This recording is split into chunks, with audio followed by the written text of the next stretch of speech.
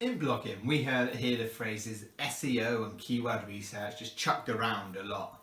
So the question is, do we have to use keyword research to do blog posts? In this video, I'm going to talk to you about the importance of doing keyword research and the consequences of not doing keyword research for your blog posts. I will also share with you the free blogging tool I use for my own keyword research that has helped me create successful monetized blogs for over 5 years.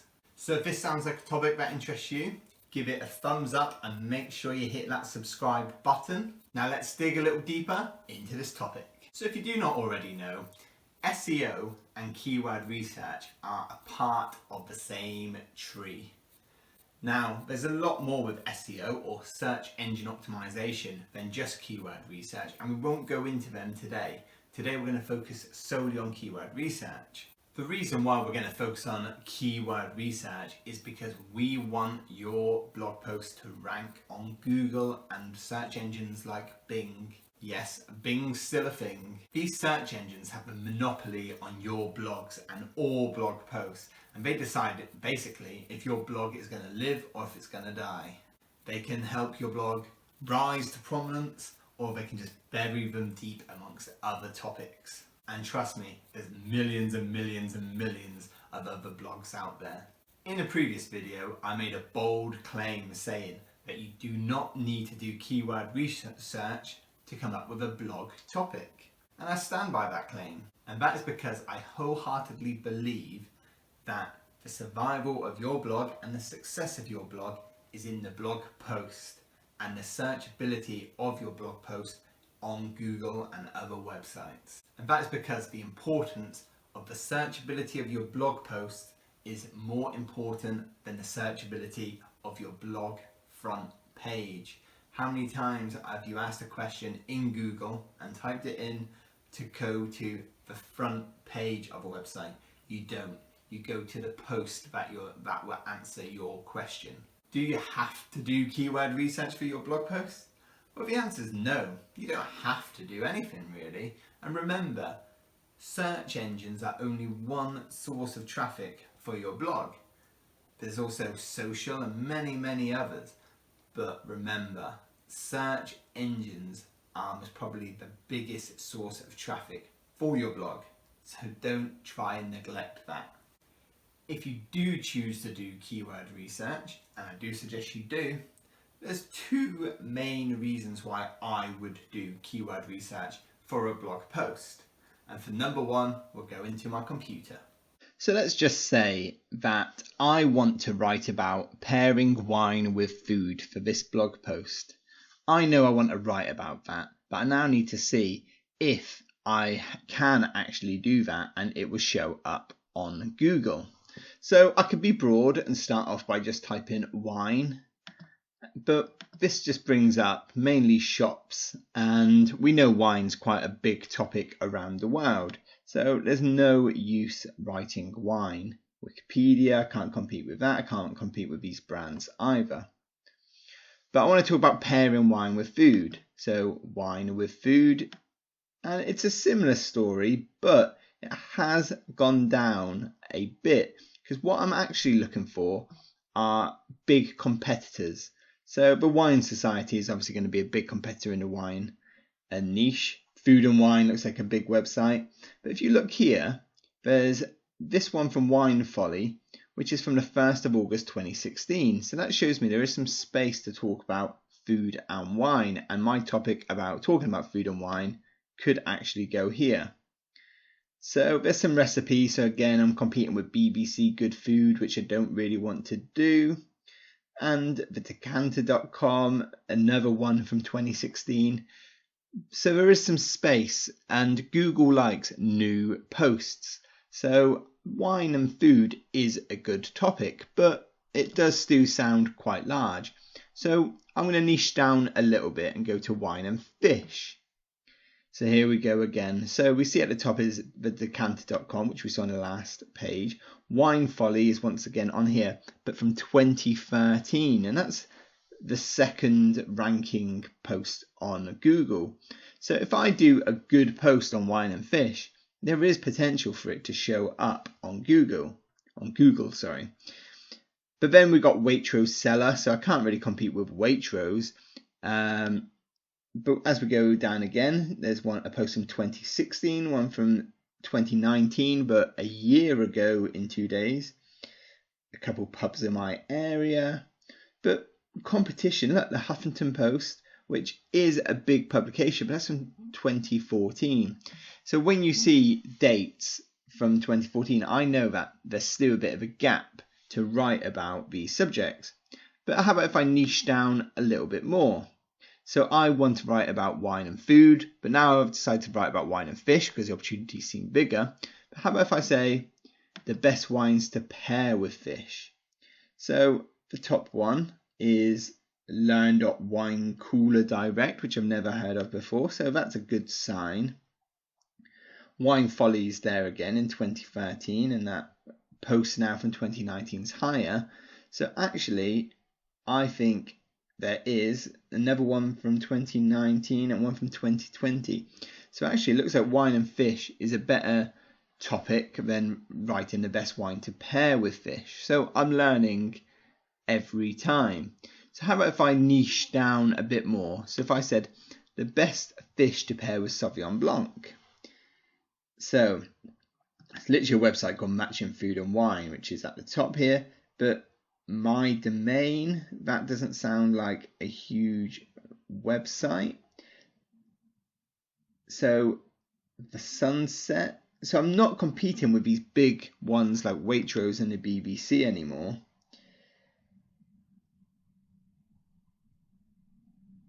So this looks like a good place to actually fight my fight, because even though, this bottom one here is from 2018, I know I want to write about wine and food. Now I've niched down to wine and fish, and I've niched down again to a specific wine, and I've now come up with a bunch of websites which aren't huge websites. So actually I can fight against these, and I probably could rank against these ones more than if I tried against Waitrose and the BBC and Wine Folly. And most of these, apart from one, it's like 2017, 2018, 2019. So I'm doing this in June 2020, nearly July 2020. So apart from this one, which is shot right to the top, was probably because it's new. And that could be you. So you could be near the top by writing a good blog post that has good keyword research about the best fish to pair with Sauvignon Blanc. And that's what I really want to show in this, because I know I wanted to write about that. So my example of this is just niching it down to actually write about something I want to write about, but instead of being really broad and writing about wine and food, I've really knocked it down and picked fish, and I've picked a specific wine. But you could write any wine. I'm not going to embarrass myself and pretend I know about wine, but you can write any wine in there and compete against any of these subjects. So there you have it. That's the first way I like to do this. And for the second reason, you will use keyword research to find new blog ideas or topics to blog about. This is very similar to the method we used for number one, but this time we don't have a clear idea what we're going to use, so we use a broader topic to try and chisel down to find new ideas for blog posts. The main difference between the two is in number one, you know what you want to blog about, whereas in two, you are trying to find a new blog topic. I use both methods to find blog topics of new ideas and also to find ways that I can make topics I want to blog about searchable. So how do I find these keywords? Well, I use a little website called Google, and the best thing about it is free. So let's go check this out. So this is how I do my free keyword research, and I use Google, but I actually use Google Ads Keyword Planner. And this is a completely free tool, and you do need to set up a Google account, but apart from that, you can do free keyword research from the source itself. So just Google Keyword Planner, and make sure you're clicking on Google Keyword Planner, because there's a couple others there that want to jump in and try and steal you. And most of them are pay for services, even if they give you a couple keywords to use first. So here we are, Google Ads Keyword Planner. Now, on here, you can do all your keyword research. Now, I spoke about two methods earlier, which is about finding topics or blogging about a topic you want to talk about. But let's just do some general keyword research. And I use wine as an example as well, just because we used that earlier. So first of all, I clicked on this bit here and I want to do a search. Now, anyone can actually read this blog, so I don't need to limit it to the UK just because I live there. So I could just write in here, start the keyword and write in wine. And once you click on here, it shows you the search volume by Google, what people are searching for. So 1 million to 10 million people search for wine every month on Google. That's crazy, right? So this bit is the average monthly search, and this bit is how competitive it is. And we're going to ignore these here, the ones with the pound signs, because this is if we want to use this to do Google Ads, and this is what this tool's used for. So we want something that's low competition really in the wine sector, but it's no good looking at something that's low competition that's still got 1,000 to 1 million people searching for it. What we want is a nice low amount of average search volume and a low amount of competition. Now, the reason why we want low average monthly search is because we want Google to start knowing that you know your stuff in your niche. So if you try and compete with people in these big niches where there's 100,000 people to 1 million people searching for it, you are going to struggle to compete with people. Look, this is wine shops near me, so there's going to be huge wine shops that you'll be competing with. Whereas if you get something that's a lower search volume and you start ranking, now you may not get traffic that you dreamt about, like millions of people going to it, but imagine your first blog getting 100 to 1,000 people going to it every single month. That is huge when you're first starting out, and that's where you need to start out. That's where you need to live. So I've just typed in wine, and I want something that is not... Well, let's organize this again, sorry, in search volume. And I want to look for something for if you're just starting out and you want to start ranking, you need to start going right to the bottom here and click along, because I don't want to be competing with 10,000 to 100,000. I want to be in the shallow end of the pool. So I've picked obviously a niche that's loads. So 1,000 to 10,000. Now there is some good, you could live around here. So here is a place you could live. So if you look for something that's 1,000 to 10,000 and look for something low, I don't know what these are here. I've typed in wine, Sarah, Barossa, these may be wine makes, but you also probably want to ignore single words. You want to, if you want to really compete, look for phrases. So I would say there's nothing good there in wine. So here we go, Wine Down Wednesday. I don't know what that is, but empathy wine. I think that's Gary Vaynerchuk's wine. So you could start competing there. I don't know what $2 chuck is. Wine tours near me. Best white wines for cooking. So there's a great topic you can start off with, and you can explore that topic even more. But I would want to go and look what's at the really, really shallow end, because I think when you start, you need to really just dip your toe in. So 1,000 to 10,000. Here we go. I would say you want to start here for the 100s to 1,000. I think this is a great place to live. and start looking for topics that show up around here. Some may just be random, some may be fantastic. You know, there's specific vineyards, sorry, I got a friend who takes them look at me because I said vineyard once.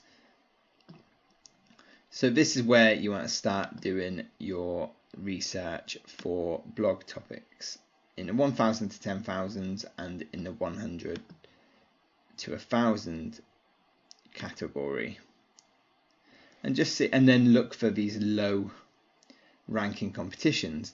Now you can change this up here, wine, but actually there's a better way of doing this, and you can actually, so when we did some research earlier, we had this wine folly blog come up from 2013. Now I would say we could compete with that. So if I control and copy, if you click on here again, you can actually start with a website. So if I put a website in, then make sure you click only use only this page, it's going to show me what keywords were on that website and where it ranks. So similar to just now, I can just explore this whole page and look for the low competitions where I can compete against this wine folly blog. And because that wine pairing with salmon, 1,000 to 10,000, that's fantastic. That's a great topic there. Wine for lamb, low competition. So this page is actually, this page here is going to be competing and ranking for these words. So you just need to get in there and use these topics. Food and wine matching, 100 to 1,000, like fantastic. That's a brilliant topic right there. So this is how I do my research. So I either type in a word, dry white wine varieties. So I either type in a word up here and then I explore the topics, or I find a website that is ranking but you could compete with, like this wine folly one from 2013, and see why it's ranking. And these words here are why it's ranking. So compete with the actual competition. Wine and meat, there you go, low, 1,000 to 10,000. And that is actually the secret in how I come up with my keywords. And it doesn't matter what process I use, this is where I start. And you can test these, and this is Google. Google wants you to buy these words so you can just pay for them to rank number one. Well, I don't want you to pay for them. This is honest feedback from Google, which is the actual source. So there you have it. That is how I do my keyword research, and that's how you should do it as well. If you choose not to do keyword research for your blog posts, then sure, that's fine if you want to just go out and put them on social, but please remember that the shelf life of your blog post is going to be very, very limited, and you're going to have to do a lot more work to make sure that blog post is visible. Whereas if you do keyword research, in the short term you won't see many results, but in the long term that blog post could live on forever without doing any additional promotion. So remember this, social media is fantastic in the short term, keyword research fantastic in the long term. With keyword research and search engine optimization, it can take a couple months for it to take proper effect and to see your blog post rise on the pages of websites like Google. My advice, just do both. So I hope you found this video useful. If you did, please hit subscribe, give my video a thumbs up, and maybe leave me a little comment. Take care of yourselves and happy blogging.